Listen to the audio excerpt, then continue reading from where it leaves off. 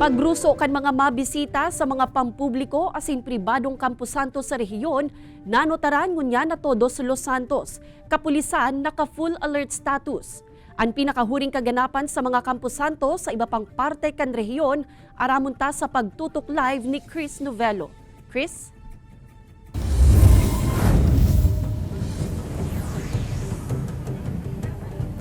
Kate sa ibong kan mga pag-uuran, kasuod maasin kasubanggi, dahil yun naging ulang sa tuyong mga kababayan na magbisita sa mga Campo Santo, ngunyan na todo sa Los Santos.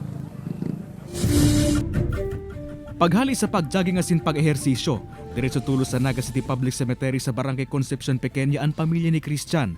Mas amay, mas maray subuot, ninhulit ang makakalekay sa dagsaakan mga tao sa Campo Santo. Para din na makasabay at dyan sa madakol na tao. Baka mag-uran na naman at dyan.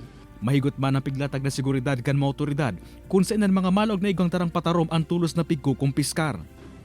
Deadly weapons, mga kutsilyo, mga alak, hanggat maaari ay kung nakita natin ay mako-confiscate talaga yun. Sa Milaor Public Cemetery, apwersa nakadeploy ng mga otoridad, may pigsat at man ang RHU na medical booth para sa mga ipon ng medikal na atensyon. Sa probinsya ng Sorsogon, amay man na nag-arbutan ang mga tao sa Romano Cemetery, ang saro sa pinakadakulang Campo Santo sa probinsya. Maygot pa ng pinagpautob na seguridad sa lugar. Sa Masbate City naman, kinumpiskar kan mga otoridad ang pirang ipinagbabawal ng mga bagay na dinara sa mga Campo Santo, alagad lagi matuninong man ang maghapon na pagbabantay kan kapulisan.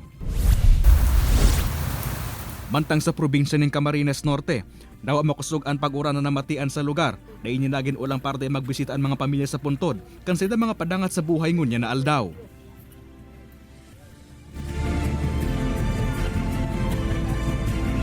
Si Kate sa nguyan dagsa na ang mga nagpapasiring digdi sa Santo Niño Memorial Park ang ibangani sa mga ini sa tindikan traffic sa Balatas Cararayan Road.